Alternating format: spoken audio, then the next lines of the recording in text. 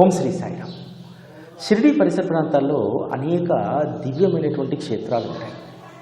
ముఖ్యంగా సాగర మదనం జరిగిన తర్వాత రాక్షసులు అదేవిధంగా దేవతలకు అమృతాన్ని పంచడానికి శ్రీ మహావిష్ణువు మోహిని రూపంలో వచ్చి నివాసాలు కొలువైతే రాక్షసుల గురువైనటువంటి శుక్రాచార్యుడు కోపర్గావ్ సమీపంలో కొలువయ్యారు. మనం చాలామంది షిరిడీకి వస్తాం, కానీ కోపర్గావ్లో ఉన్నటువంటి రాక్షసుల గురువైనటువంటి శుక్రాచార్యుడి యొక్క దర్శనం చేసుకోం. శుక్రాచార్యుణ్ణి విద్యకు జ్ఞానానికి అధిపతిగా కొలుస్తారు. శుక్రాచార్యుడు యొక్క దేవాలయం ప్రపంచంలోనే మొట్టమొదటి అదేవిధంగా ఏకైక దేవాలయం అని చెప్పి ఈ దేవాలయాన్ని చెప్పవచ్చు. ఈ దేవాలయంలో అనేక ప్రత్యేకతలు ఉన్నాయి.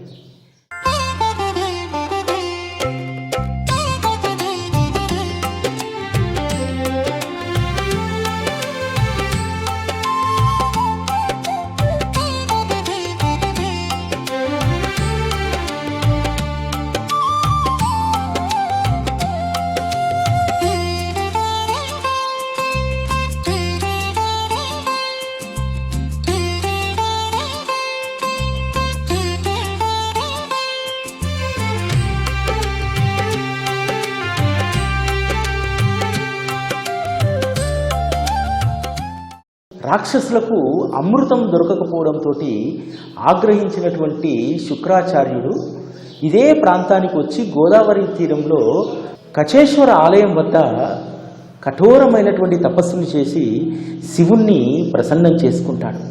తద్వారా మృత్యు సంజీవిని మంత్రాన్ని వారు పొందుతారు.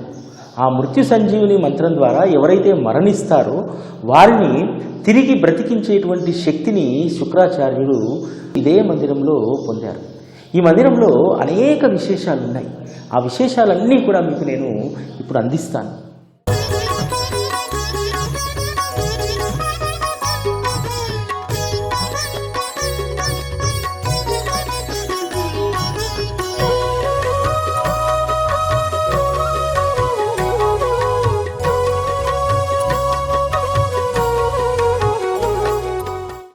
కోపర్గావ్లో ఉన్నటువంటి శుక్రాచార్య మందిరానికి ఒక ప్రత్యేకమైనటువంటి విశిష్టత ఉంది. బృహస్పతి యొక్క కుమారుడు కచ్ దేవతు శుక్రాచార్యుడి యొక్క కుమార్తెకు ఒక శాపాన్ని పెడతారు. ఆ శాపం ఏంటంటే, నువ్వు బ్రాహ్మణ కన్యవై ఉండి ఇతర కులస్తుడిని నువ్వు వివాహం చేసుకుంటావు, నీకు బ్రాహ్మణ వరుడు అనేటువంటి వారు దొరకరు అని చెప్పి. దాంతో శుక్రాచార్యుడు ఆగ్రహానికి లోనవుతాడు. ఇక్కడికి వచ్చి శివుణ్ణి ప్రార్థించి ఇక్కడ తన కుమార్తె వివాహం, ఎందుకంటే శుక్రాచార్యుని వద్ద అనేక మంది రాక్షసుల యొక్క కుమారులు అనేక మంది ఇక్కడ విద్యను అభ్యసిస్తూ ఉంటారు. శుక్రాచార్యుడు రాక్షస వంశంలో పుట్టినటువంటి వారికి తన కూతురునివ్వడానికి అంగీకరించాడు. ఎందుకంటే బృహస్పతి కొడుకు పెట్టినటువంటి శాపం మూలంగా తన కుమార్తె బ్రాహ్మణుని కాకుండా రాక్షస జాతికి చెందినటువంటి వారిని వివాహం చేసుకుంటే ఇబ్బంది కలుగుతుందని చెప్పి రాక్షస సంతానం నుంచి కాకుండా ఇతర ఏ జాతి నుంచి అయినా సరే వరుణ్ణిచ్చి పెళ్లి చేయాలని చెప్పి తన కుమార్తె వివాహం కోసం ఇక్కడ వారు అనేక సంవత్సరాల పాటు శివుణ్ణి ఆరాధిస్తాడు, ఆ శాపం తొలగిపోవడానికి. అదేవిధంగా శివుడి అనుగ్రహంతో ఆ శాపం తొలగిపోయి క్షత్రియ రాజును ఆవిడ వివాహం చేసుకుంటుంది. ఇక్కడ శుక్రాచార్యుడు తన కూతురికి ముహూర్తం చూడకుండా వివాహం చేశాడు. మన మామూలుగా వివాహం చేయాలంటే అనేక ముహూర్తాలు, ఇద్దరి యొక్క జాతకాలు ఇవన్నీ చూస్తారు కదా, అవన్నీ ఏమీ చూడకుండా శుక్రాచార్యుడు తన కుమార్తె వివాహాన్ని ఇక్కడ చేశారు. ఇక్కడ తను చేసినటువంటి తపస్సు ఫలితంగా కుమార్తె యొక్క వైవాహిక జీవితంలో ఎటువంటి ఇబ్బంది కూడా రాలేదు. ముహూర్తం పెడితేనే అనేక ఇబ్బందులు వస్తాయి, అనేక రకాలైనటువంటి ఆటంకాలు వస్తాయి. కానీ శుక్రాచార్యుడు ఇక్కడ తన కూతురికి ఎటువంటి ముహూర్తం లేకుండా వివాహం చేస్తారు. అందుకని ఇక్కడ జరిగేటువంటి వివాహాలు వైవాహిక జీవితంలో ఎటువంటి ఆటంకాలు ఉండవనేటువంటిది ఇక్కడ చెప్తూ ఉంటారు.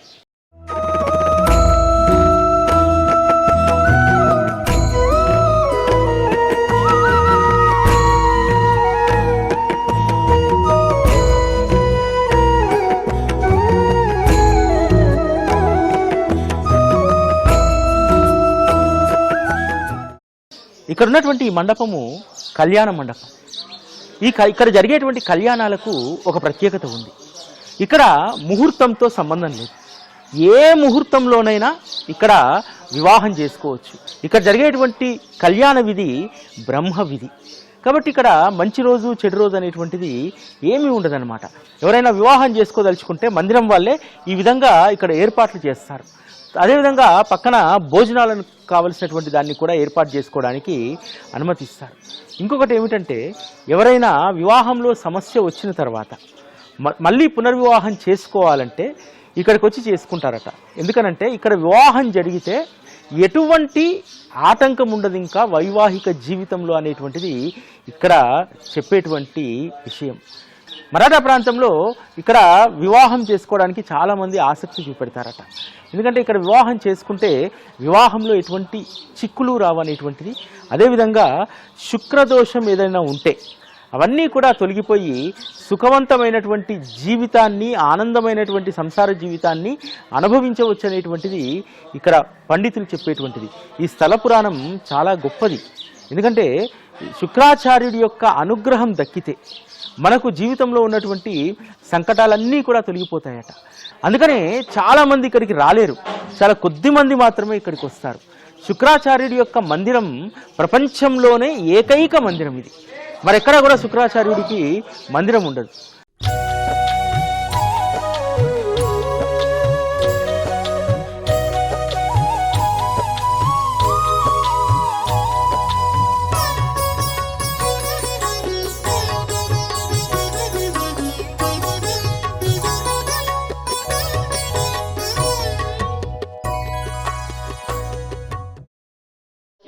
पुंडरीकक्षं सवायन्ति सर्वं सुति स्वस्ति न इन्द्रस्रवः स्वस्ति न पूषा विश्ववेदाः स्वस्ति न साक्ष अरिष्टनेमि स्वस्ति नः बृहस्पतिर्ददातु प्रार्थनापूर्वक नमस्करोमि आचम्य माधवाय नमः स्वाहा गोविंदाय नमः स्वाचोते पर थाली में छोड़ दीजिए गोविंदाय नमः स्वाहा नमस्कार करो विष्णवे नमः मधुसूदनाय नमः त्रिविक्रमाय नमः ఇక్కడ ఉన్నటువంటి ఈ మండపంలో అభిషేకం చేయబడుతుంది.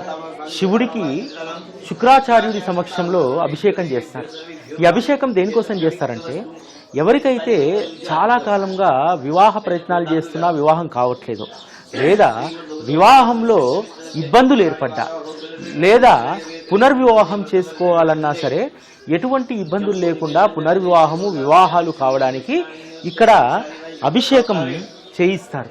ఈ అభిషేకానికి ఇక్కడ మనం చేయించుకునే దాన్ని బట్టి ఉంటుంది. 1100 రూపాయల నుంచి 500 రూపాయల వరకు అభిషేక దక్షిణ ఇక్కడ తీసుకుంటారు. ఇక్కడ ఎవరైతే అభిషేకం చేయించుకుంటారో వారికి వివాహంలో ఉన్నటువంటి సమస్యలు తొలగిపోతాయట. ఆ సమస్యలు తొలగిపోవడంతో వివాహాలు జరిగిన తర్వాత తప్పకుండా మళ్ళీ శుక్రాచార్యుడి యొక్క దర్శనానికి రావాలనేటువంటిది ఇక్కడ ఒక నియమం.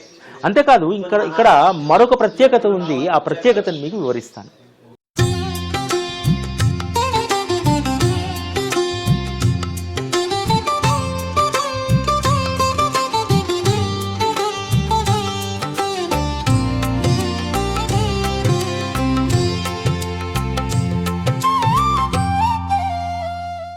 శుక్రాచార్యుడు కోపర్గావ్ను తన స్థావరంగా ఏర్పాటు చేసుకున్నారు. ఈ కోపర్గావ్ అనేటువంటి ఈ ప్రాంతానికి ఏ విధంగా పేరు వచ్చిందంటే, మరాఠీలో ఈ మోచేయిని కోపర్ అంటారు. ఈ గోదావరి ప్రవాహంలో ఉన్నటువంటి ఈ ప్రాంతాన్ని కోపర్తో, అంటే తన మోచేతితో నదిని పక్కకు జరిపి ఇక్కడ వారి యొక్క స్థానాన్ని శుక్రాచార్యులు ఏర్పరచుకున్నారు. అందుకని ఈ ప్రాంతాన్ని కోపర్గావ్గా ఇక్కడ పిలువబడుతుంది. అదేవిధంగా శుక్రాచార్యుల వారు శివుడి నుంచి మంత్రాన్ని పొందారు కదా, మృత సంజీవని మంత్రం. అంటే ఎవరైనా చనిపోతే వారిని బ్రతికించడానికి కావలసినటువంటి మంత్రాన్ని నేర్పుతారు. దానికి ఒక కండిషన్ పెడతారు. ఆ కండిషన్ ఏమిటంటే, ఎప్పుడైతే ఈ మంత్రాన్ని 6 చెవులు వింటాయో అప్పుడు నీకు ఈ మంత్రసిద్ధి పోతుంది అని చెప్తారు. అనేక మంది రాక్షసులను, అదేవిధంగా మరణించినటువంటి వారిని మృత సంజీవని మంత్రం ద్వారా శుక్రాచార్యులు బతికిస్తారు. ఒకరోజు శుక్రాచార్యుల వారు తన కూతురు అల్లుడు ఇద్దరు ఉండగా ఆ యొక్క మంత్రాన్ని పఠిస్తాడు. అప్పుడు ఆ మంత్రసిద్ధి తొలగిపోతుంది. 2 చెవులు శుక్రాచార్యుని, 2 చెవులు వారి కూతురివి, 2 చెవులు వారి అల్లుడి, మొత్తం 6 చెవులు ఉంటాయి. సాధారణంగా ఈ మృత సంజీవని మంత్రము 4 చెవులు మాత్రమే వినాలి. అంటే పఠించేటువంటి వారు, అదేవిధంగా మరణించినటువంటి వారు, వీరు మాత్రమే ఆ 4 చెవులు మాత్రమే వినాలి. ఎప్పుడైతే 6 చెవులు మృత సంజీవని మంత్రాన్ని విన్నాయో ఇక్కడ ఆ మంత్రాన్ని వారు కోల్పోవడం జరుగుతుంది. ఆ కోల్పోయినటువంటి ప్రాంతమే ఇది.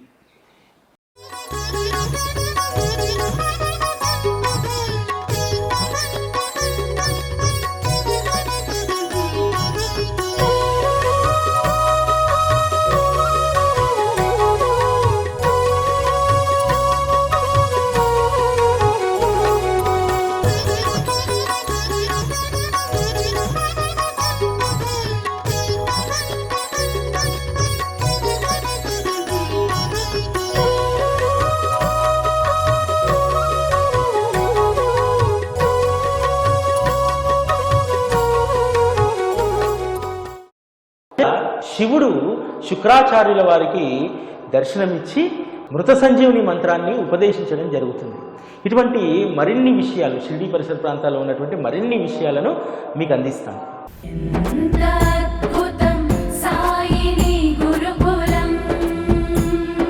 శిక్షణే తప్ప శిక్షలు లేని శరణాగతి సౌదం.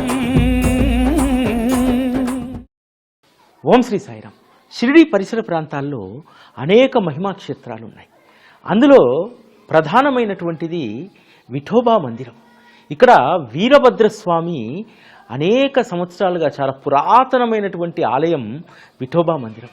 శ్రీ సాయి సచ్చరితలో శ్యామాకు పాము కరిచినటువంటి సందర్భంలో బాబా వద్దకు నేను వెళ్తానంటే అందరూ కూడా విఠోబా దగ్గరికి విఠోబా దగ్గర మందిస్తారు, విఠోబా ఇచ్చేటువంటి ఆ విరుగుడుతోటి విషం పోతుంది అని చెప్పి చెప్తారు.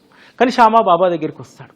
బాబా దిగిపో అని చెప్పి ఆగ్రహించడంతో ఇంటికి వెళ్తే కూడా అందరూ అంటారు ఇప్పటికైనా విఠోబా మందిరానికి అని చెప్పి.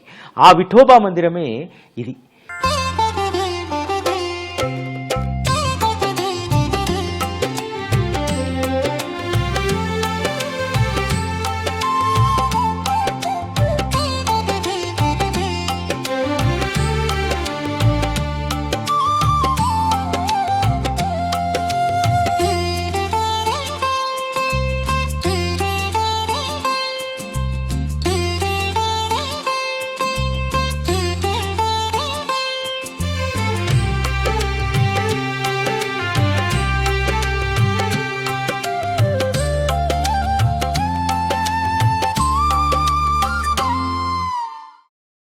ఈ విఠోబా మందిరానికి ఒక ప్రత్యేకత ఉంది.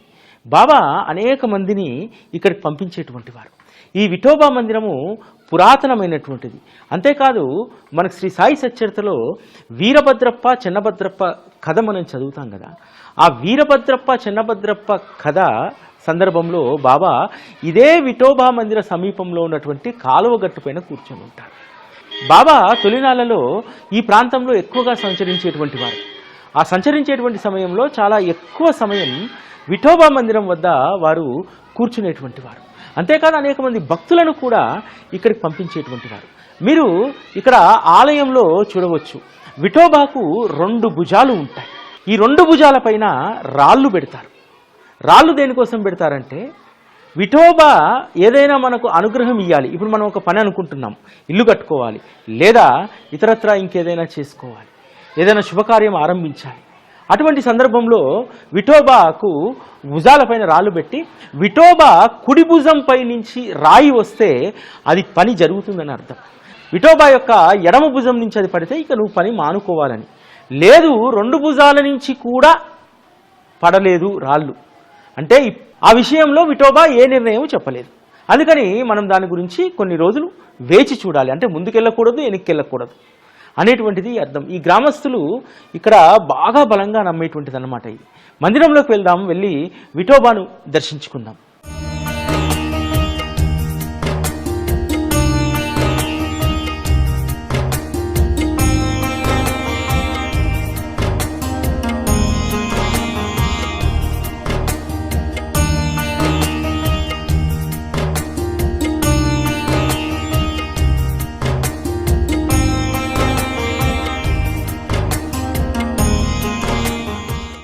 విఠోబా మందిరంలోకి లోపలికి మగవారికి మాత్రమే ప్రవేశం ఉంటుంది, ఆడవాళ్ళు బయటనే కూర్చోవలసి ఉంటుంది.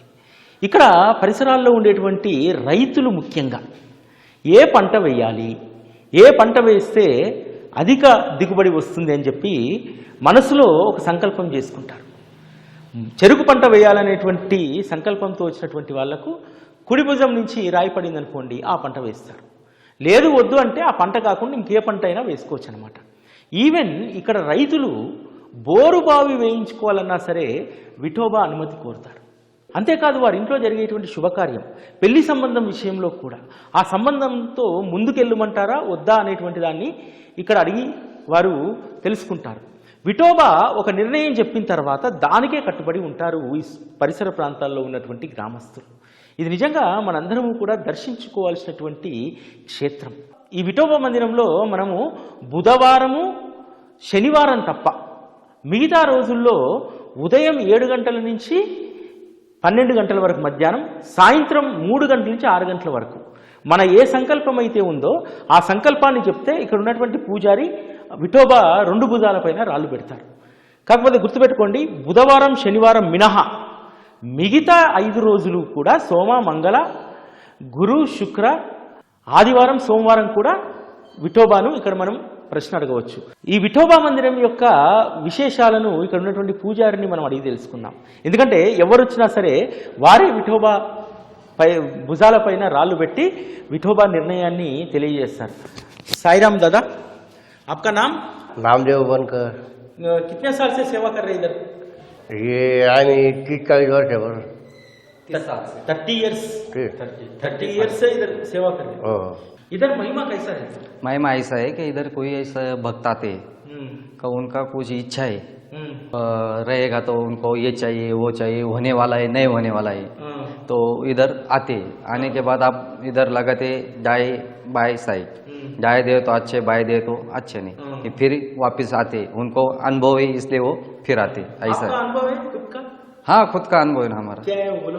वो ऐसा है कि मेरे मेहमान थे, वो बोले कि हमको ना बोर के लिए पानी लगाने का है, तो कोई आदमी देखो को हमको पानी दिखा देगा।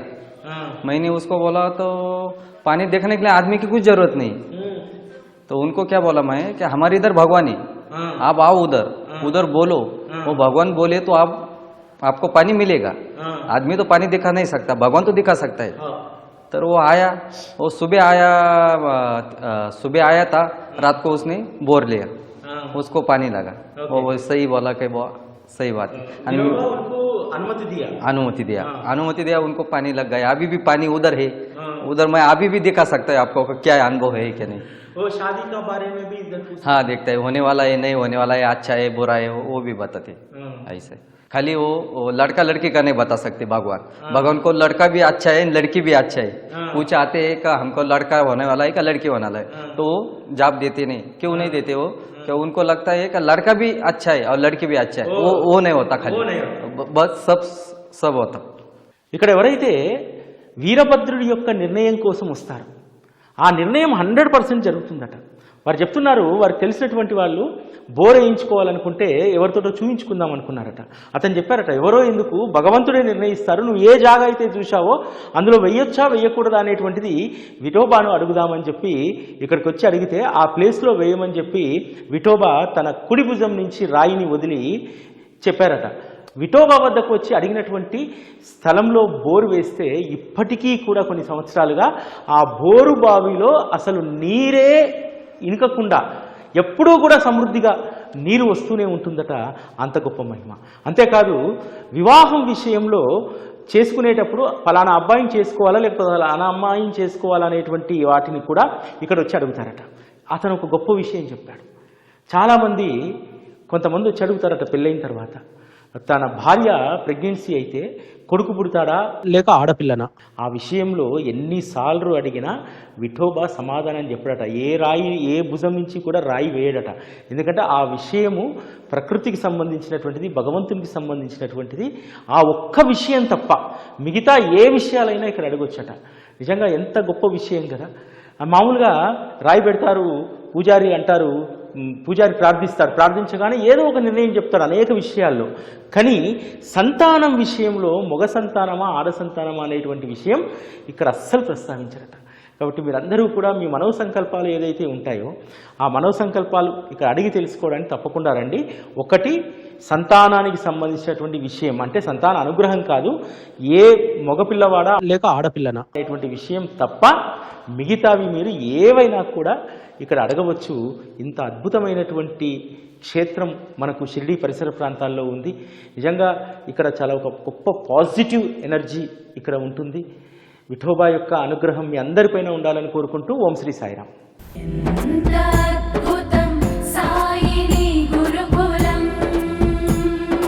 శిక్షణే తప్ప శిక్షలు లేని శరణాగతి సౌదం.